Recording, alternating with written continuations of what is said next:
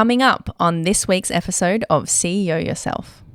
I think it's a really good question. I think like many people, and it seems that more and more people are discovering it now, suffer from ADD.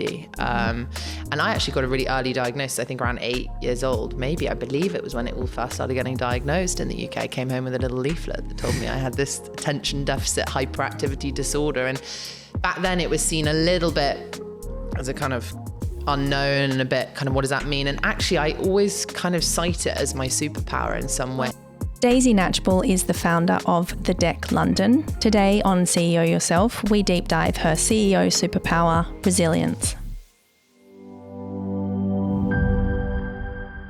Daisy Knatchbull, you are a pioneer in so many ways, but obviously most well known for your work in women's tailoring and I think transforming the industry really. You now have the largest store on Savile Row, which is just such an extraordinary accomplishment and I think such a reflection of the way the world's going, I hope. Yeah, well, yeah, I hope. Yeah, and such an amazing achievement. How did that happen? Where did that come from?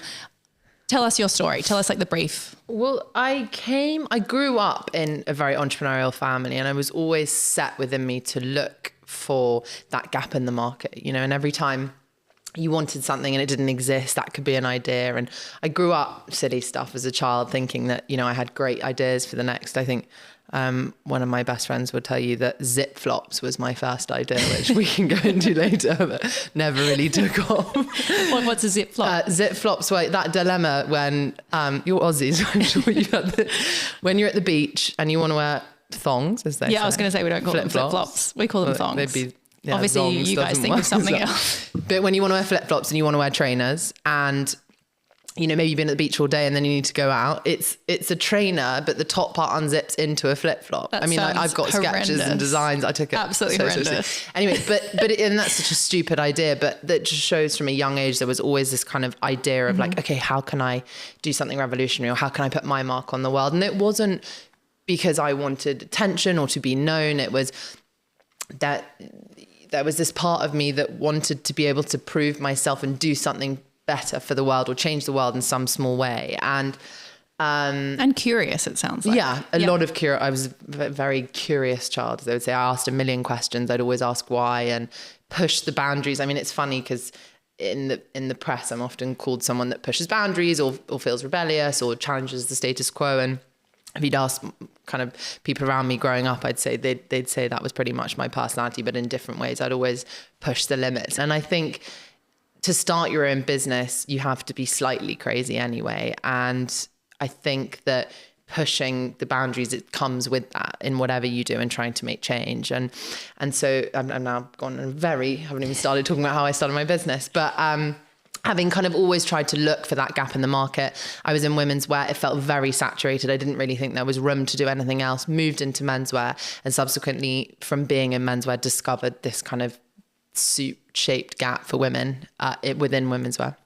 And did this PR stunt in 2016 to try and attract more women to Savile Row. Was the first woman to wear top hat and tails, which subsequently made them change the dress code at Royal Ascot to allow women wearing trousers. And that moment was such a catalyst for me of, wow, there's something greater going on here, of a need for women to come to Savile Row and have a shop front for them that feels cozy and be served only by women and have that experience. They can bring their mothers and daughters and grandmothers and it feel like something that they've always had in the way that men have had for centuries. Yeah, and it's such a beautiful process, having been fortunate enough to do it myself. Yes, this is my first deck suit. Going on that journey of producing something with your guidance and with the guidance of your team that you know. It's like the only clothing I can think of that I'll hand down to my daughter. Yeah. And that's, is it Audemars Piguet or Patek Philippe had that great slogan that said, it's not yours, it's for the next generation. And it is very much true that it's very much for you and now, and to enjoy, and to the versatility and the durability and the longevity is so important. But it's also, and it's got enough inlay so you can change shape and you're not sitting there shamed because, you don't fit into it. It's let's get it altered. There's enough room to let it out and there's enough room to bring it back in, and encouraging that feeling of we can change with our clothes, and bodies do change. We go through menopause, mastectomies, periods, IVF, breast cancer, pregnancy, tons of things, and on a daily basis, we're hearing this from clients. We're hearing all the different things that happen as a woman, and that means your body's changed. So that fluctuation of weight was really important to be able to factor into, especially when you invest in something, that you want to stand the test of time. And then eventually those inlays will allow you to pass that down and have your daughter or friend or whoever it may be, the person that you love in your life that you want to gift it to, be able to wear it. And that's so special. I want to go back to that little girl, young Daisy. I want to go back to your childhood, and I want to understand, what was that little girl like? What was she dreaming of in the future? Like, obviously you were very curious, as you said, and you were creative, but what was it in you that kind of bred the ambition and the drive and the determination and the work ethic that has brought you full circle to where you are today? Because it's one thing to have ideas, it's another thing to execute them, and it's another thing entirely to be successful executing them. What was that little girl looking to do with her life? I think it's a really good question. I think like many people, and it seems that more and more people are discovering it now, suffer from ADD. And I actually got a really early diagnosis, I think around 8 years old, maybe. I believe it was when it all first started getting diagnosed in the UK. I came home with a little leaflet that told me I had this attention deficit hyperactivity disorder. And back then it was seen a little bit as a kind of unknown and a bit kind of, what does that mean? And actually I always kind of cite it as my superpower in some way, because although I was a very hyper, busy, active child, it was almost like I could run two parallel streams of consciousness and thinking and doing anything. I was capable of doing a million things at once. And I always think, when people ask what's a great founder quality to have, or I think being able to do a lot of things but do them well, because there's being spread too thin, and sometimes I'm very guilty of that. But I think being able to think incredibly fast and come up with ideas incredibly quickly. And if you have ADD or know it, being inside someone's brain with ADD is like a crowd of noise, but comes lots of brilliant ideas and wonderful things. And I think mixing that with this insatiable drive or work ethic or whatever that thankfully I was given. But it's different, because when you do something you love, it doesn't feel like work, right? And you know that more than anyone. You're with all the millions of things that you've done in your life, it's easy and it comes naturally. And I think my drive was probably to find that thing, that feeling of, this feels like what I should be doing. And it's a privilege to be able to have that feeling. And it's also terrifying and exciting. And maybe I'm someone that likes that craziness of it and isn't very good at just kind of being just cruising. Well, so maybe it was the right ingredients for me to be a founder. I don't know. I feel like when I reflect on my life, it is in a lot of ways like a form of escape, how hard we work. It allows you to kind of run away from things. It's like, I think it's a positive outlet, but it can be like a form of escape. Yeah, definitely. Have you ever felt like you've used it to escape from? Definitely. And I think it's long talked about, but this idea of balance, I'm still learning that. And I think it's, and again, you and I have talked at great length about how do we find that right balance. It's this kind of thing that everyone looks for of, I love what I do. It's my baby. It's, I don't have kids yet, but I am stepchildren, but it's everything. It is my baby. And I don't know how to turn that off sometimes. Mm-hmm. And so even if I'm on holiday, I'm never off, but does it need to be off when it feels like passion, and does it feel like work? And so I got myself into this quite weird thing of like, why, if it's really what I love, I shouldn't resent the fact that I never have a day off my emails. And normally I don't feel like that, but there are times I'm like, well, actually sometimes I'd like to just switch off completely. And where do I put that in? Do I only put it in the quiet moments when my business has, dips and it's seasonal? Should I put it when I need it? Yes. Does that tend to chime in with when it's quieter? No, it never seems to be at that point. So I'm always trying to learn balance. And I often think that I do use work as a way of just, it is something I also love and adore. And I could stay at the office for hours if in the right days, But again, it's hand in hand, because you need to be able to feel love for it and wanting to stay. But then it's so important to be able to retract and pull away. And a better founder knows that time off is really important. And it's what I instill even in my employees is I'd much rather you take the holiday that you need, you switch off completely, you are undisturbed, you reset, and you come back bigger and stronger. And we're all saying that now. Yeah. But it's something I instill in my employees so easily. But with yourself. myself, I need to learn to do that more. Well, at the end of the day, the buck stops with you, right? Yeah. You can't be offline. Yeah. It is difficult. But I think something that I've learned in my time and what I see in you is when you're pursuing the right thing, it fills you with energy and you go flying forward. Whereas when you're pursuing the wrong thing, that's so true. It's like you're carrying a dead horse behind you and it makes everything harder. So it's so inspiring to see that you still feel exactly that way after all this time. Yeah. It's good to and even like that. I feel like you're in a better place with it with time. Yeah. But I think it takes time, right? I'm into this will be my 5th year of having my business and my 7th year since building it. So I got a lot more grey hair and wrinkles. I feel a million times older than I am. And I feel like it's been going a million years younger than it has. But also I was a huge people pleaser before I started this business. And that has got a million times better, if not changed entirely. I used to think, I now feel that really I can get over any hurdle that's put in front of me. There's great things that have come, but huge learnings. That, I have a lot of things I'm not good at. And I'm also much better at taking criticism. I think criticism can be really difficult, particularly when you're younger, And actually I welcome it now. It's a strange thing. The other day I was sitting with all my employees and we did this thing where I was asking them, how can I be a better boss? Now, I would never have done that 5 years ago because I would have been terrified about hearing anything negative and getting it wrong and giving anyone a reason not to like me. But now I actually welcome it and I see it as a way of being better and I crave it. Yeah. I just did this with the team as I said, okay, what went terribly then? Like, what can I do better? Yeah. And people don't naturally want to tell you where it was really awkward. Yeah, they're really uncomfortable doing it. On. Everyone's so comfortable giving each other praise. Yeah.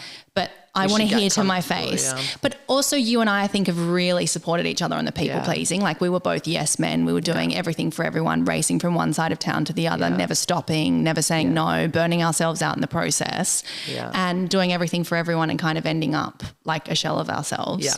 And I feel like we've coached each other so much in that and even changed a lot. Yeah. And supported each other in saying, like, I desperately want to see you, but I just can't. And being like, yes, like holding space for each other and saying like, and that's true friendship, right? And just like, no, not tonight.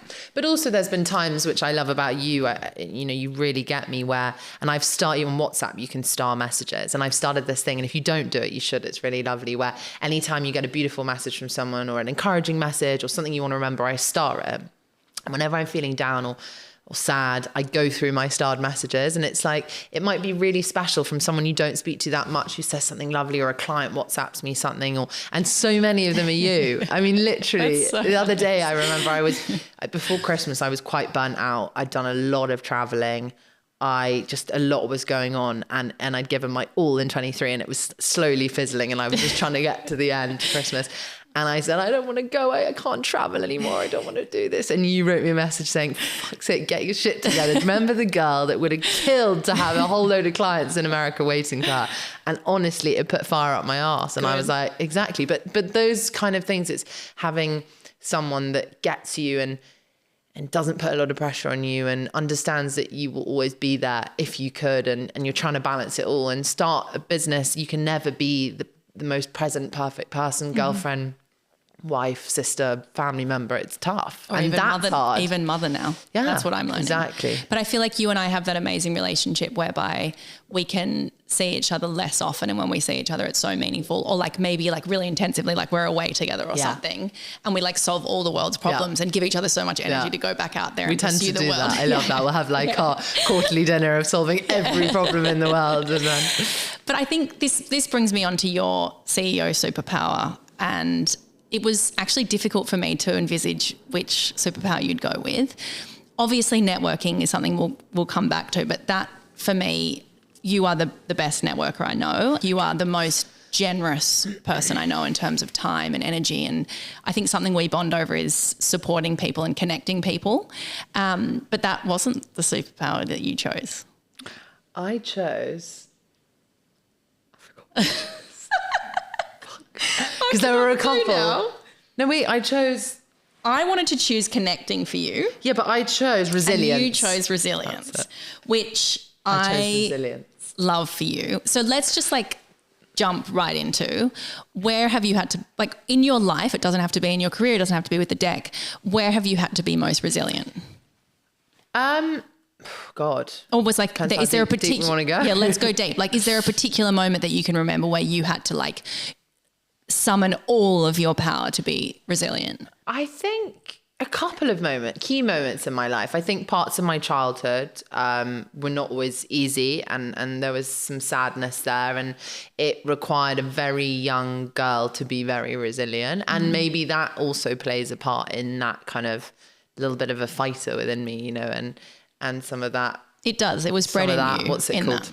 And that grit. Yeah, grit, exactly. And then having my heart broken for the first time, my God, that came out of nowhere. That was painful as hell. But now we could definitely do a whole episode on heartbreak. I know, we could talk forever. But I always say, even with younger cousins or friends, children or whatever, it's so important. The best thing that ever happened to me was having my heart broken, because it's just it really teaches you exactly who you are, and it teaches you resilience, because you think your heart will break, and it's, you know, it's the most painful thing that a lot of people have experienced other than death, or, you know, depending. I always say to women about childbirth, obviously, as you know, my childbirth like literally couldn't have gone worse. Well, it could have gone slightly worse, but it didn't quite get to that point. But I always say to other women about childbirth that it's not as bad as your first or hardest heartbreak. God. Because exactly right. Because in childbirth, like even if it goes for 2 or 3 days, there's an end to it, and you get a beautiful gift at the end. Whereas with heartbreak, it's just like this never ending, drawn out, painful. Like I lost myself for years after my big heartbreak in my early 20s, and it strips you bare, and it leaves you like not even knowing yourself. I remember like the physical impact, like for me it was weight gain, unfortunately, not weight loss. Weight gain would have, I think it's one of the only good things about heartbreak. I looked horrendous. All my hair fell out. Like I remember I had like physiologically how it affected like, it's insane. Like I had insomnia. I'd never felt worse. But as you said, the best thing that ever happened to me. Like it makes you realize who you are, what you want, where you're going, who your friends are, like what your family mean to you, what you want in a partner. Priorities, like, it's amazing, isn't it? And it sets you, for me, it set me on a totally new course for life. Which is the best course. How did we go on, Gay? To meeting you, to being introduced to my husband. Maybe we should go into that quickly. Yeah. Now we're my here. Favourite thing. Proudest achievement, by the way. Forget the debt. You introduced me to my husband, and literally because of you, our daughter is now here, which I think is just such a beautiful, endearing quality about you, is that you are the busiest person I know. You have the busiest career, you have the busiest social life, you have, you know, an incredible partner, you're traveling, you have such a full life, you're so close with your family, and yet you still make time to think about connecting people. And this isn't just me, like you're famous for setting people up. You're famous for a good match. Yeah, like I tell everyone you're at my absolute best though. Let's not pretend they're all this good.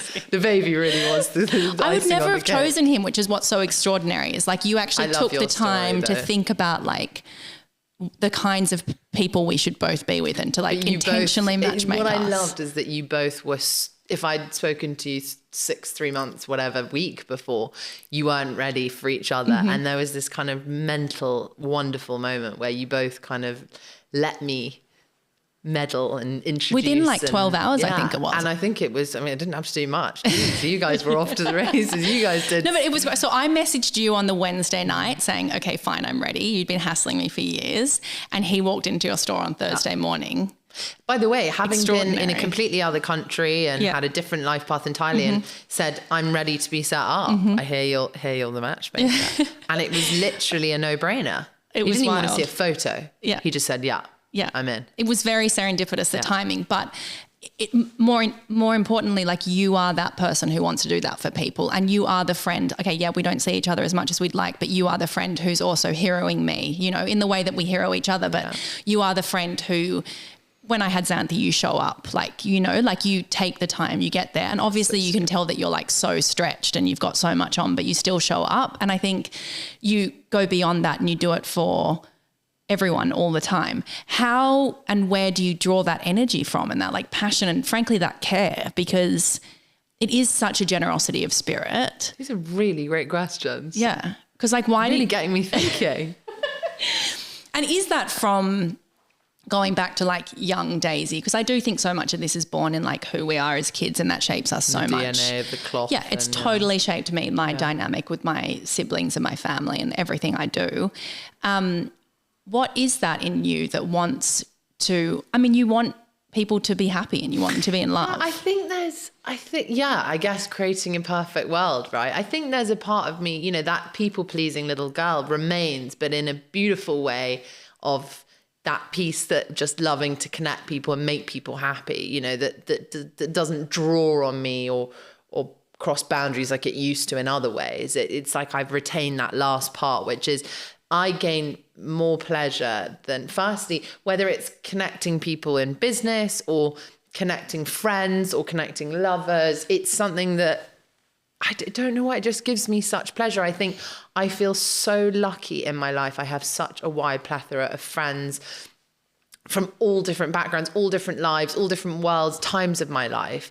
And there's nothing more I love than mixing two different people from two different lives, not just romantically, but as friends who then hang out independently from you. And it's just something that gives me a kick and a buzz, and it's just expanding my life. But it's so rare these days. Like I love connecting people as well, but I feel like all these qualities you retain yourself. Maybe that's why we became so close. Over, right? Yeah. But I find it's extremely rare. Like I feel as if I can ask friends.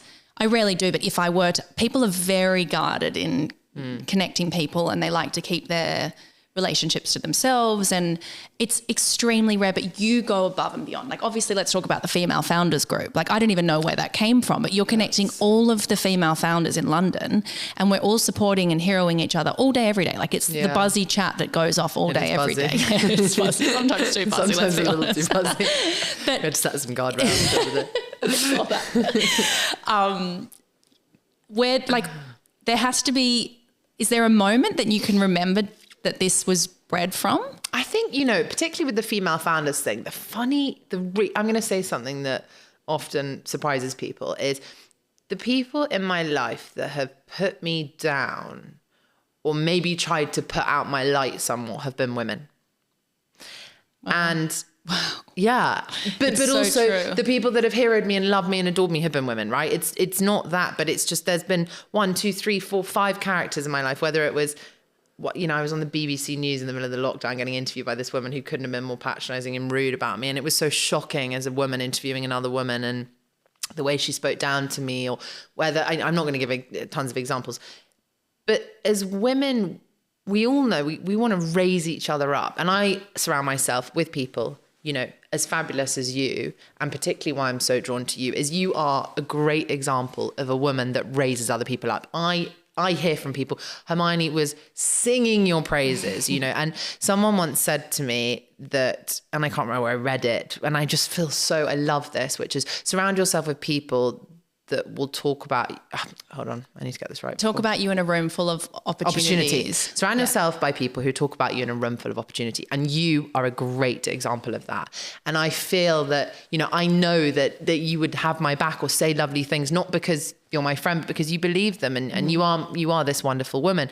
You're also someone who, and this is a quality that a lot of women struggle with, because we're all trying, somewhat ingrained in us, is to look after our own contacts and try and, you know, society puts us against each other to try and rise to the top. But you know, you were someone, what shocked me about you, which is so rare, is I'd say, gosh, does anyone have this? And you'd immediately, or I'd comment on something or I'd need something and you'd be like, let me introduce you to this person. And it might be someone that is a really important contact for you. You had no qualms in sending them on to me and allowing me to benefit from that. And for a lot of people, like you're talking about being guarded, that people get funny about that. You know, this is my contact. I made this. I put the networking time in. I did this. And you and I are very aligned. And well, the more of us, the better. The female founders group was born out of there's a million things we all need every day. Why don't we support this network of female founders and use each other's businesses and moan about how hard it is and cry together and laugh together and talk about things that are really important and scary about being a female founder. And support each other. And I think support each other. That's what I see you doing every day. And like, she's off. I hope you're loving this week's episode. To find more inspirational resources and to shop our new product range, visit ceoyourself.com.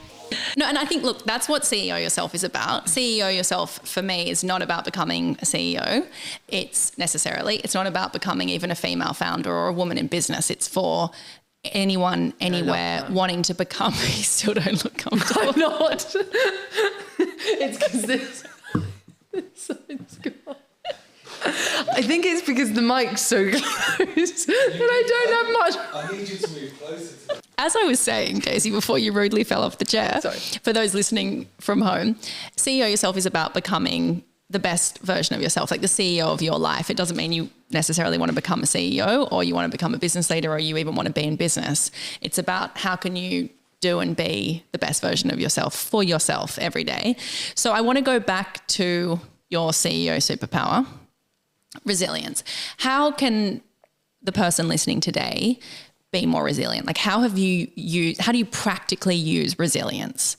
You know, it's like, it's one thing to say like, oh yeah, I'm really resilient, but like, how do you actually implement resilience in that moment or that day? Or I think practicing resilience comes from being tested firstly, right? So as I talked about, whether that's childhood things or heartbreak or, you know, God, it seems so trite to list those as what's resilient for me, because most of these listeners of your podcast, I'm sure, have gone through, you know, a lot harder things in their life. But I think it's safe to say that every human being has had themselves tested in some way or another. And I think, again, you know, another nugget of wisdom I love is it's not, you know, it's very much up to you about your reaction. You are totally in control of your reaction to a situation. You are not in control of what happens to you, but how you react is entirely in your control. I mean, one of the most profound things I ever read was Man's Search for Meaning by Viktor Frankl, I think, who went through, you know, awful experience in the Holocaust and everything. And he decided that he had absolute control over his reaction to what was happening to him. And he decided he wasn't going to let it kill him. He decided it wasn't going to, you know, destruct everything around him. And if you haven't read it, it's a really important book to read. But that's something that I only grasped in my later life. And I wish that I'd understood that earlier on. And in starting my business, a lot of things happened that were out of my control. There was the global pandemic. 9 months into starting a retail business, there was Brexit. Again, lots of what I was doing was dealing with people overseas, cloth merchants in Europe, all in Europe and the UK. All of these things, I couldn't turn around and say, God, what did you do the last time there was a global pandemic or a global lockdown, or Britain decided to leave the European Union and no one knew what was going on? These were things people couldn't give me answers to. And I felt pretty alone. And it was 9 months into starting what I thought would be, you know, this retail business that I was going to try absolutely everything to do. And within 9 months, I had to shut for a year and a half. And so all of those things led to a level of resilience, which I now try and bring in to practice each day there's still a lot of things on a daily basis that happen that are out of my control or that happen to me and I'm blindsided. I didn't expect it.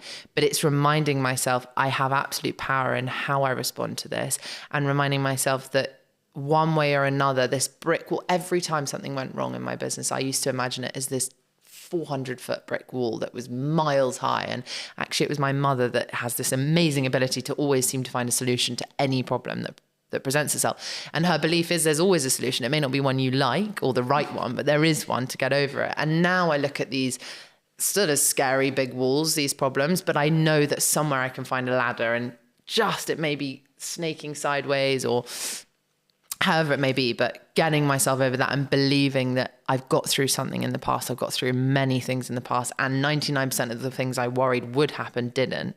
I can do this. I can climb. I can scale this wall, and I can control my reaction to what's happening to me. So that in a nutshell really is a superpower that I believe I've mastered to a degree. There's so much more work to do on it, but it's something I think that if you can keep a calm head and not fly off the handle and just let things happen, and through these difficult moments, some of the best ideas came to me when the whole world was shut down and, you know, it was looking bleak. I thought, right, retail, you know, leases, this is the time. I want to be on Savile Row. I'm going to strike while the iron's hot. Right now, no one wants to take any leases. This is a disaster for bricks and mortar. You know, this is the end. So it's out the box thinking, blue sky thinking, looking at things obliquely in these moments that present themselves that feel like disasters, because it's an opportunity for you to pivot or use it to your advantage or whatever that might be. I was reading about resilience, and something that kept popping up for me is having a sense of humor through adversity. And I think you do that so brilliantly. Like, I think we're very good at calling each other and just like having a laugh. Yeah. You know, something else we've navigated is becoming stepmothers, which to two little boys, that is extremely challenging. And I think that's another example of resilience. Obviously, it's like a complicated family dynamic, maybe one more than the other, but we've both come through it and now have such a beautiful relationship with both the boys and their mums, and like resilience, I think we both use throughout that. And I think it's needed to navigate any modern family dynamic. You know, I came out of one and it was a mess, and then it was great, but it's not easy. And I always, you know, warned myself, or was warned to be careful. It's, you know, the hardest job in the world is being a step parent, because they're your kids, but they're not your kids. And it's a thankless task sometimes. And I'm lucky, you know, he's such a beautiful boy, but it's just the dynamic in general. It sets the course of life differently in some way or another. And actually for us, it's expanded our lives and made it wonderful. Hugely. But something we talked about when you first set me up with my husband was when they already have a child, like, you do come second a lot of the time. Yeah. It's not like the romantic fairy tale. Yeah. And you have to not only allow that, but you have to support that. Yeah, because it's encourage it. Blood is thicker than water in some regards, and it's healthy to have a very different relationship with your child than you do with your lover or your wife or your girlfriend. But it is that feeling of someone, you know, and both of our men are very self-assured in themselves and in their relationship with their children, which is absolutely right. But it was, as a 20-something, it's like, yeah, this person is, you know, my everything. And you are a bit as well. You're a little bit behind, and that's okay, you know.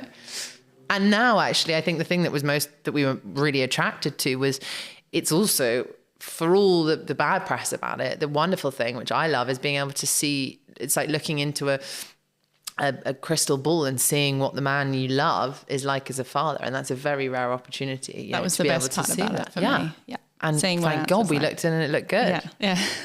Otherwise it wouldn't be there. Well, clearly you practiced it again and you made your own. Let's go back to the resilience point so that the person listening today can learn how to implement a little bit more. So I think it's having a sense of humor, as we said, staying strong, knowing that this too shall pass. There's a solution to everything. With the right people around you, I think leaning on your friends and family to support you through it is huge. That, God, I would be nowhere. I mean, yeah, we've talked about it. I'd be nowhere without my support network, whether that's professional mentors, work mentors, colleagues, friends, loved ones, family. It's so important. And it's just problem shared is a problem halved, you know. And God, I'm like reciting all these what are they called? Like a quote book. Yeah. You know how much I love a quote. On that, problems. A lot of people, including me, if I didn't know you so well, would look at your life and think that you had it all figured out and it was so perfect. And then you just went from, you know, working at a fashion house to launching your own, to having a store on Savile Row, to having the biggest store on Savile Row, and that, you know, you get incredible press, and now you're flying off to the States and you have a huge following there and you're scaling this huge business and your team grows, and, you know, it all sounds so fabulous, right? Obviously I know you, so we're so raw and open and honest with each other.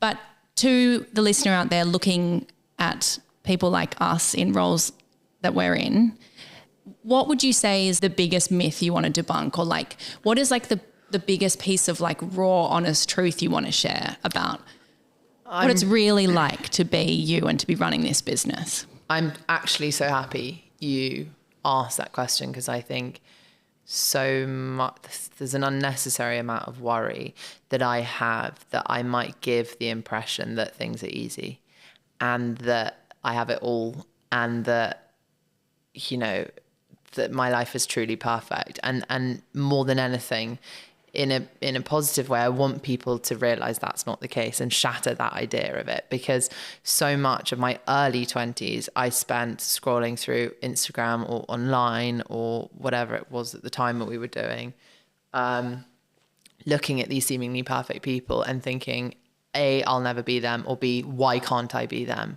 And wishing that I didn't look the way I did, or I hadn't done the things I'd done, or just wishing everything other than what I was. And I think that can be so self-destructive. And now, you know, in 2024, which we are now, we all realize the power of that and the dangers of Instagram, and it's wonderful. But even today, you know, I think so often it's so lovely when I turn up to a social occasion and people are like, you're smashing it, you know, and the deck's going so well and blah, blah, blah. And you look so amazing in that. I get that all the time. In that, you know, that article. And I'm thinking, fucking hell, so much airbrushing. I mean, literally, no wonder you thought I looked good. Often the worst is when clients turn up, this is the best, clients turn up to fittings and they print out sometimes pictures, they're quite organised, and they see them on their phone and they go, I want to look like her, looking at me, threatening in the eye. And I'm like, that's me. That's me. I know. I was like, I'm not looking my best today. But, and for me also, it's this crazy thing where I'm exposed, you know, we have 2,500 clients of beautiful women from all different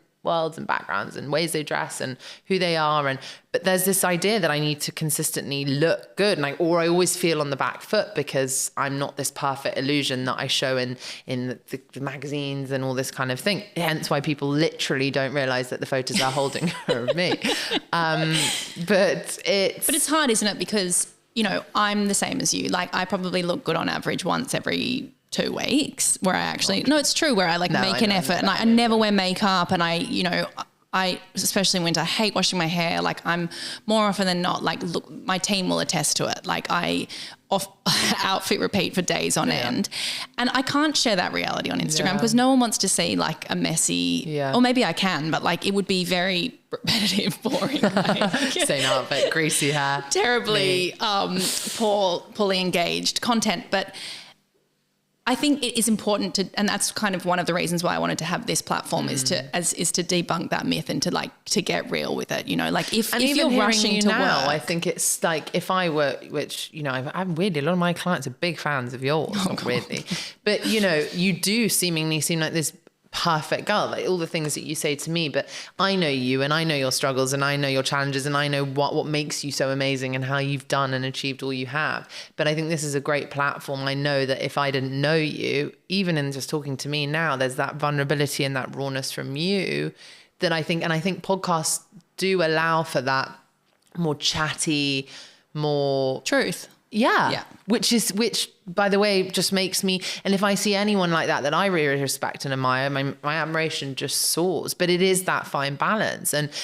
I think something that's really haunted me also is feeling guilty for the life that I had. I'm very lucky in the life and the position. We're so privileged. In life that I was born into, the privilege, the fact that I have food on the table, the fact that I was able to go to school, to university, the fact that I was able to have mentors and, you know, learn business and all these incredible things that are so often so many people around the world are not able to do.